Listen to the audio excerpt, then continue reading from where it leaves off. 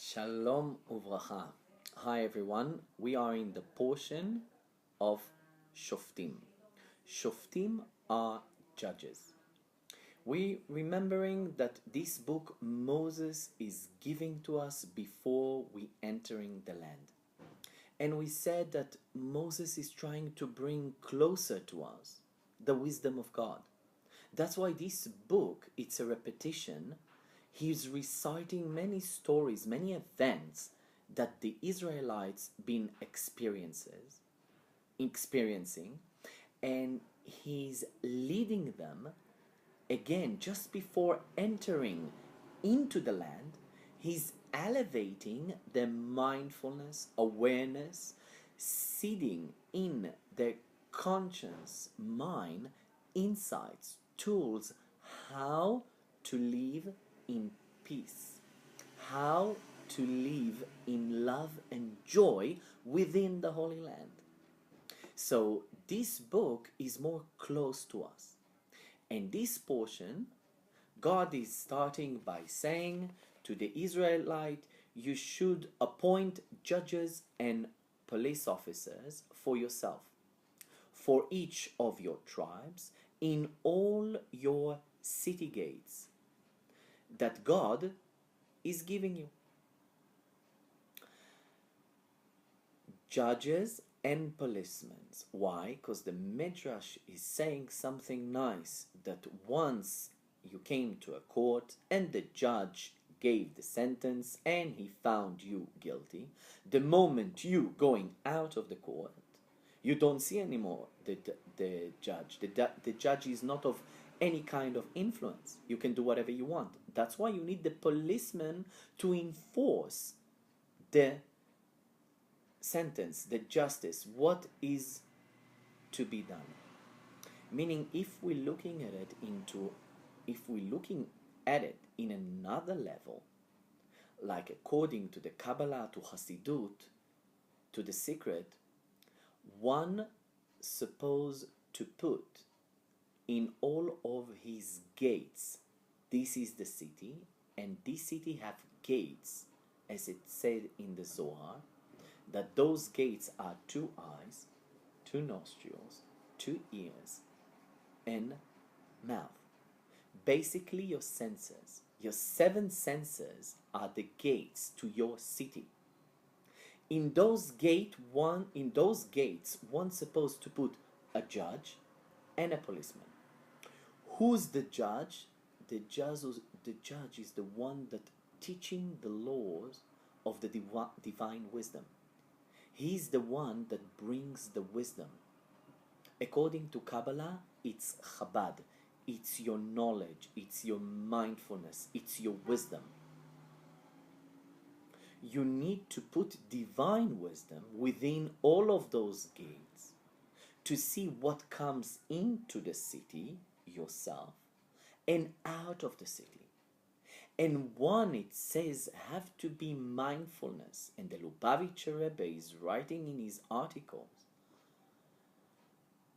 this idea that we need to be very mindful what is coming out, because we connecting to our reality. And we perceive all of our relationships through those senses. It's not that we just receiving, we also transmitting certain energy.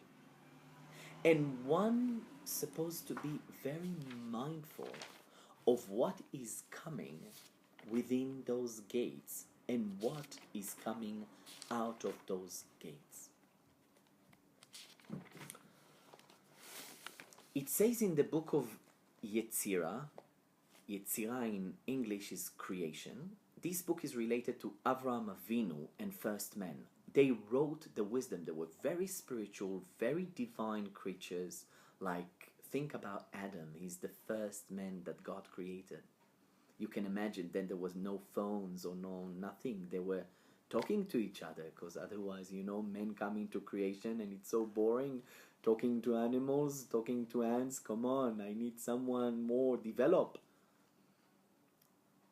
So there was an open channel communication between God and man, and God is directing man. And then Avram Avinu, actually what I want out of my creation, like an artist.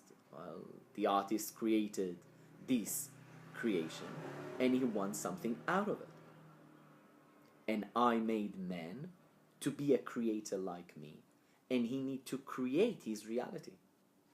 His reality is the Garden of Eve that I gave you, and you're supposed to work it and keep it. Work it and keep it, to maintain it. And how you communicate with this garden, with the piece that you've been received, this piece of land that you've been received to work and to keep.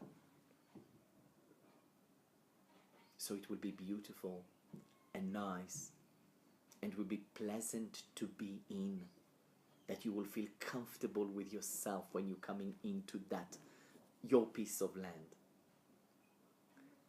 The gates, the senses, through them you communicate with this piece of land, and you're working it, and you're keeping it, and you're maintaining it. So one need to be very mindful. So it says in the book of Yetzirah that there are 7 gates within us, that they are parallel to the equivalent to 7 letters. The letters are mentioned in the book of Yetzirah. They called stones. 3 stones, which is the root of every word in Hebrew, build a building, meaning a word. 3 letters building a word. Book of Yetzirah.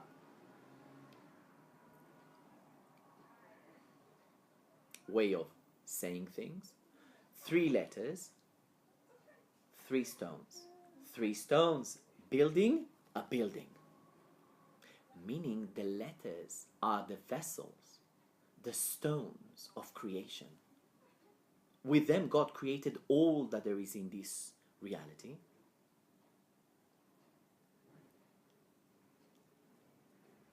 This whole universe and yourself. Those letters are the vessels, through them God is creating reality. And those 7 gates are going, they're parallel to 7 letters: Bet, Gimel, Dalet, Chaf, Pei, Resh, and Taf. Now it's not the time to explain exactly how it's equivalent, but each letter have its wisdom, its energetic power, vitality, mental power, vitality, on a feeling, emotional level, and actual action. So a person's supposed to put judges on those gates, because with those gates the person is communicating with the world. And because those gates can perceive not just good things, things of good attention, positive, nice energy, like also other things can come through it. Darkness, negativities. So a person have to be very mindful that he have judges, meaning that he have the right wisdom within him. And he needs to put those wisdom, that wisdom that he learned, the divine wisdom, the Torah, the guide, the covenant, the statutes, the rules, all the directions that we received from the Torah, which is not simple. He's supposed to place them in his gates. Meaning, we'll need to a little bit more look into it.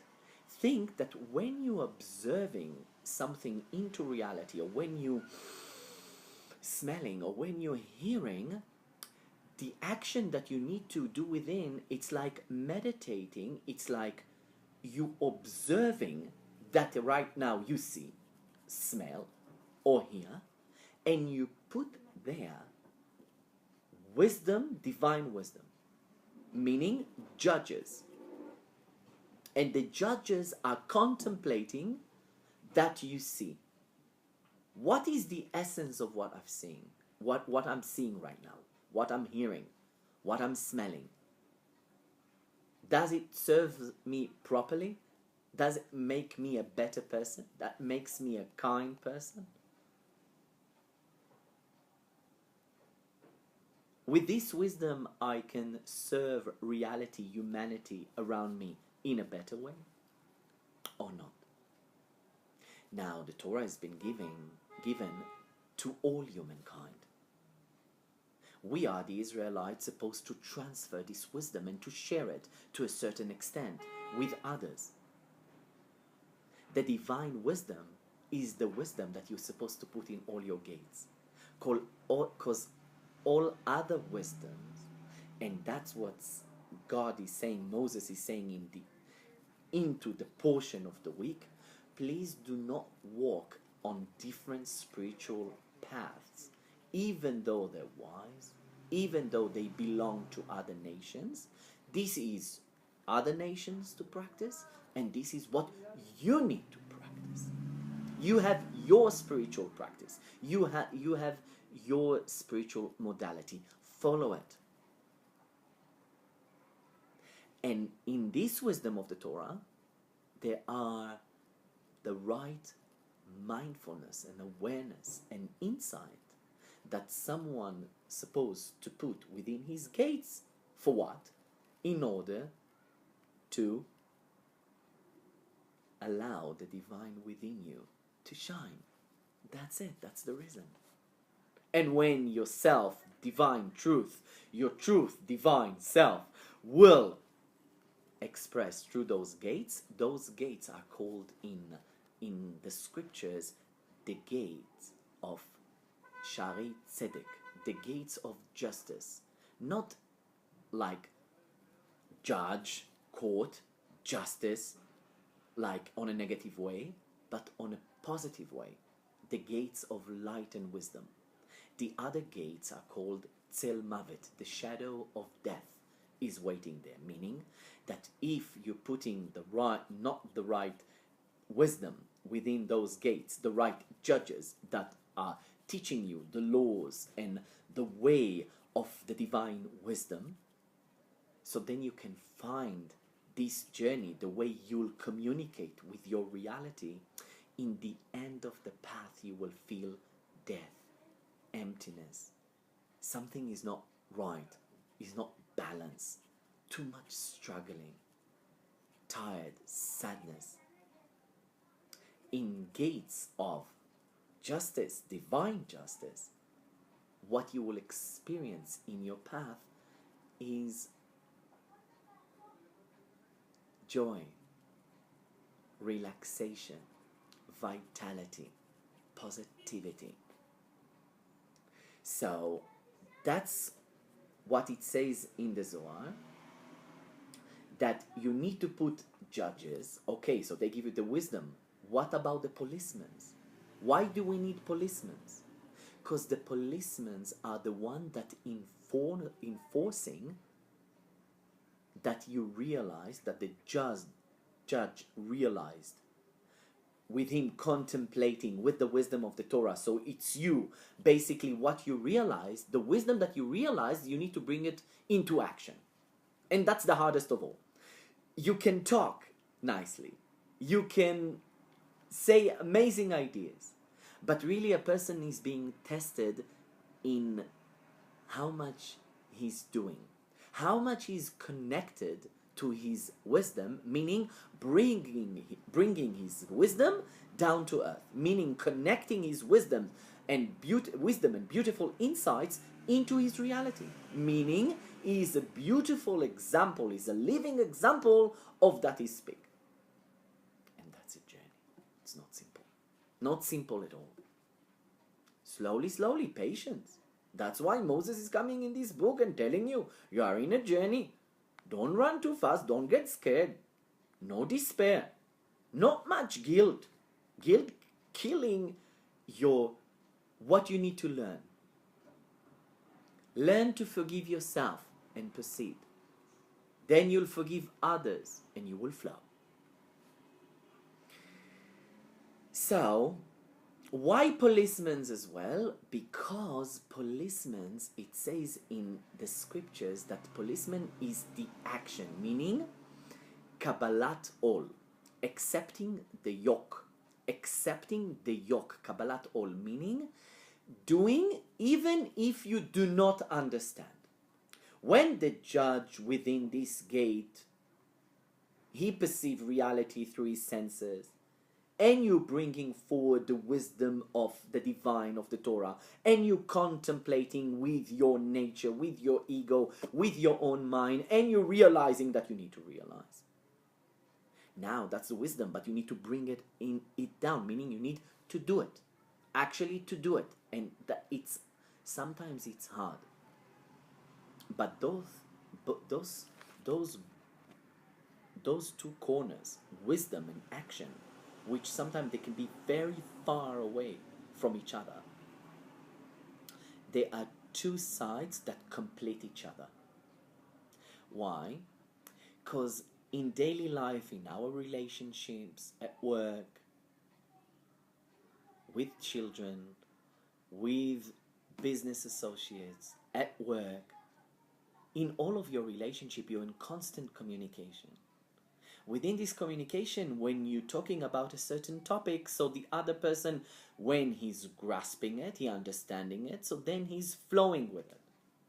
But sometimes, even if you don't understand, even if it doesn't really resonate with you, you need to do. Why? Because that's the right thing to do, and you know that. But then you can have excuses because I couldn't really understand that and it doesn't sit right, so you do whatever you want. I'll try to give example. Sometimes in relationship, your friend is asking you, sometimes it's the man, sometimes it's the woman, asking you to do something. So when it's coming into your own logic and it goes well, so you're flowing with it. And sometimes when it's not, say, no, I don't want to do it. I'm not going to participate in it. I'm not going to shituf pula. I'm not going to be a part of it. But if you're putting your mind aside and what you think aside, even if you didn't understand and you're just doing it, then something happening.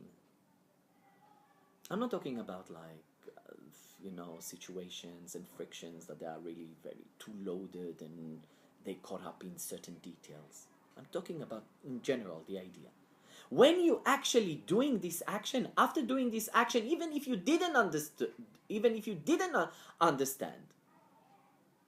didn't resonate with it, you just accepted the yoke, like meaning I'll do it, I'll nullify my ego and I'll do it just because you asked for me. Just because you're the king and you're the queen, and just because you're the boss and I'm the employee, just because, you're my neighbor and I prefer to live in peace, so I'll do it even though I'm not really with it, doesn't resonate with me, I do not accept with it. Something happens after you do it. After you did it. After you did that action, what the person asked from you, suddenly the heart opens and you understand things.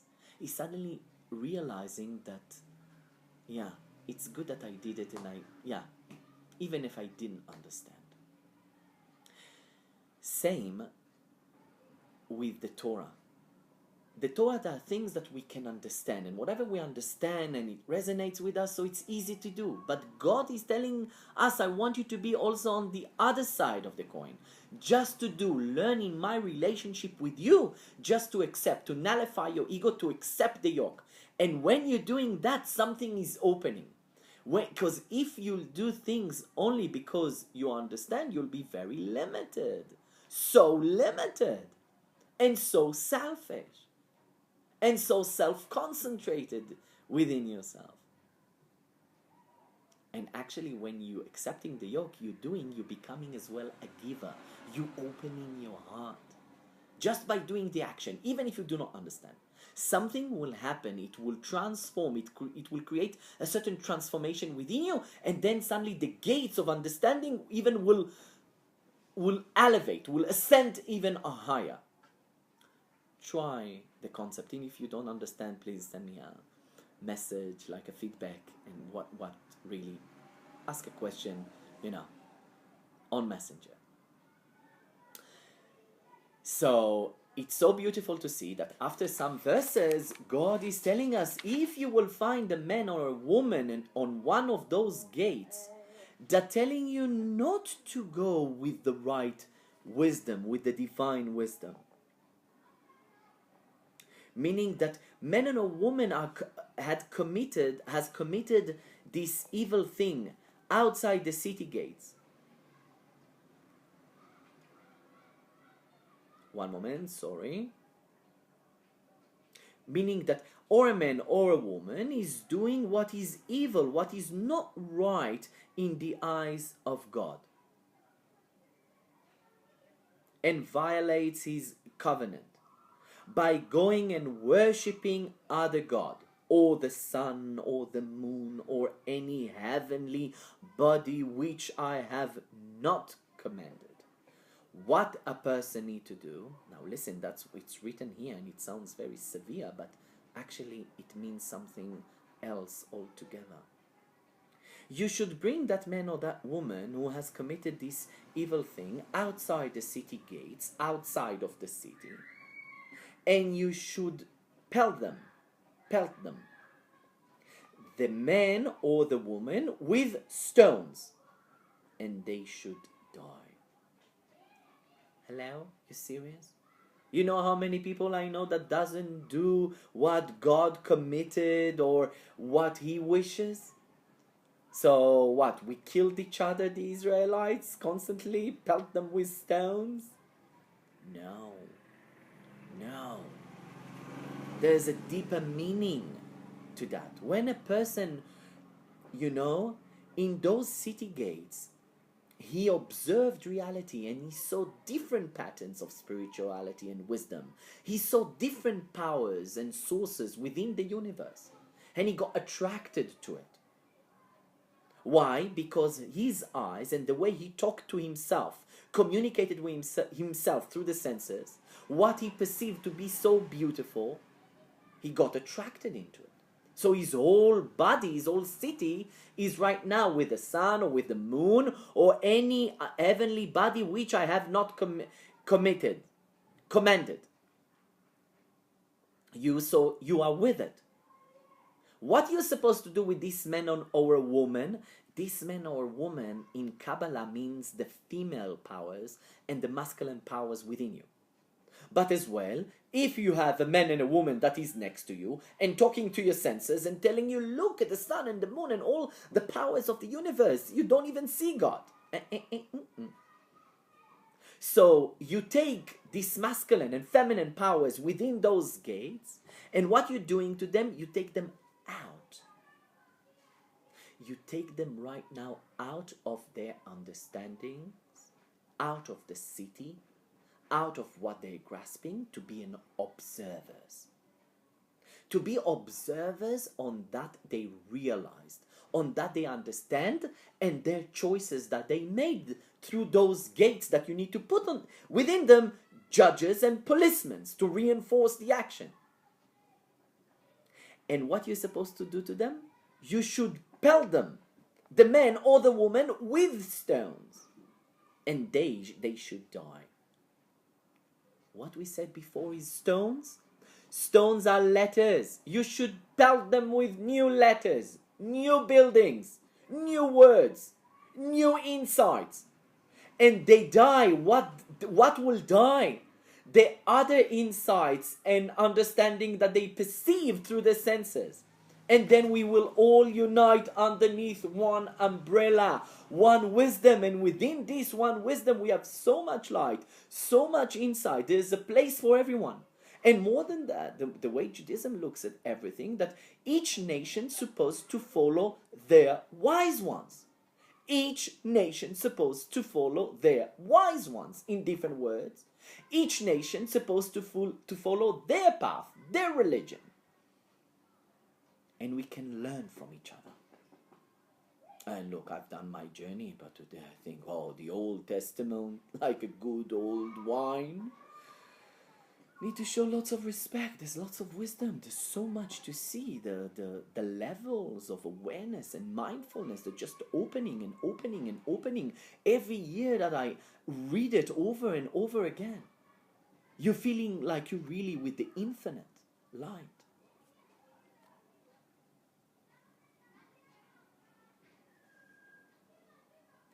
Wisdom exists with all living creatures. And you as human, doesn't matter where you're from, you can only learn, share, and encourage. Not killing, not criticizing, not putting down. Just learning from each other. Good luck to that. You need the right judges and policemen to reinforce those insights. So the policemen are the action, is to bring it into action, and usually action to do something, you need to accept the yoke. You need to do it. Even if I don't understand what the judge right now told me, I need to do. Meaning that I don't accept exactly with the judgment he made, with what he realized, but anyway, I'm doing. So when you're doing, by accepting the yoke, the gates of understanding are opening. And when the gates of understanding, clarity and brightness that you learn and you perceive, that helps you to do things from it, from the essence, with the right intention into it. The intention is so much in life. So what it says, to pelt them with stones, new insights, new understandings. And then as Moses going into the portion, that was the essence of our speech today, of our sikha, of our sharing. So later on, in order to do it, it says that once we enter the country, Moses is telling us, you will put a king like all other nations. And what is the job of the king? He need to be very mindful. He allowed to have only 18 women, no more than that. Because at that time, whenever a king married a woman from a different country, there will be peace between countries. He cannot have many horses or gold or silver. He's supposed to write this Torah to himself in a book and to read in it and to learn from it, because his powers over his king as a king can come to his nose, and he can feel he can feel pride, he can feel very arrogant, etc., etc. That's why he need to learn the Torah in order to be humble. And basically in daily life, what does it mean to put a king into your daily life? It's what there is, how I think I should act, but when you're making yourself a mentor and you're contemplating, there's something above your own ego, your subjective ego, and it's really hard to share things when you want to do something and a desire attacks you. You want to flow with it, you don't want to consult anyone. But according to our scriptures, do you remember the king? Because we're coming towards Rosh Hashanah and we asking from God to rule on us, to be a part of our life. So we need to be mindful as we walk on earth, is that's the way the king would like me to walk. Just thinking about it, increasing the respect and the desire to become a righteous person, a person that is good and kind. And into the portion he's talking also about the Levites, that the Levites are to work God, not like everyone. They will really be into God work, etc. And Moses is telling us, once you get into the country, you will find nation that they have their own spiritual practice, like sorcerers and magicians and all kind of sorts of working. A person that talks to the dead by bringing the dead underneath his armpit and a voice coming from his armpit, and people wow, being very amazed. So can he communicate with the other world? That's not your path. I'll bring you a prophet from you. I will talk to this prophet, and this prophet will give you the word of God, and a king as well. The king always need to consult the prophet, because the prophet sees in his gates there's divine wisdom, while others it's mixed confusion. And after that, please, Moses is giving us that we need to do justice and to be righteous people, and if someone suddenly killed someone by mistake, he need to run into a refuge city. There will be 3 cities like that, and in those cities you supposed to come, you need to leave the reality for a while, and within those cities you need to return, to retreat back to the right wisdom, to the divine wisdom, to learn the laws, to see how your gates perceived things, how your policemen were like actually not at work, do not bringing the right things into action. And when you'll go into war, you need to remember that you need to not to be afraid. And if there's someone that is afraid, please do not go into war. And remember that God is with you to create the salvation you are waiting for. Never go to war with what you see through your senses. See beyond the senses that God is with you, and if you're going with the right intention to war, so don't worry, God is with you. And when you're going to a war that is not allowed, so God is not with you. And it says like here,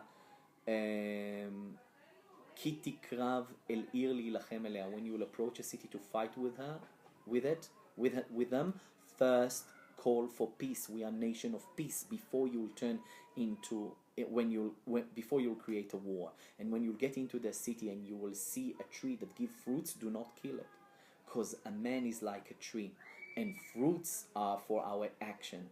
So you do not kill the tree, because that's a tree that brings fruits, and it's a reflection of you. You need as well to bring fruits into your life. Children, good action, good deeds, good thoughts. Yeah. You can create so much good if you only like put your intention into it. And in the end, Moses is talking about when you found a body, someone that died, and you don't know who killed him. So there's all kind of things that you need to do, and the most important, you need to call the wise ones of each city. If the dead been found in between 2 cities, so the wise men from one city coming and the wise men from other cities coming, and the judge is asking them, have you seen this person in your city gates, coming to your city, knocking at your door and asking for help? He needed help and there was no one there to help him. Look what happened to him. We are responsible, collective responsibility to our fellow human being. So may we will have the right wisdom in our gates to communicate properly with our reality. See you in the next portion. Good Shabbos.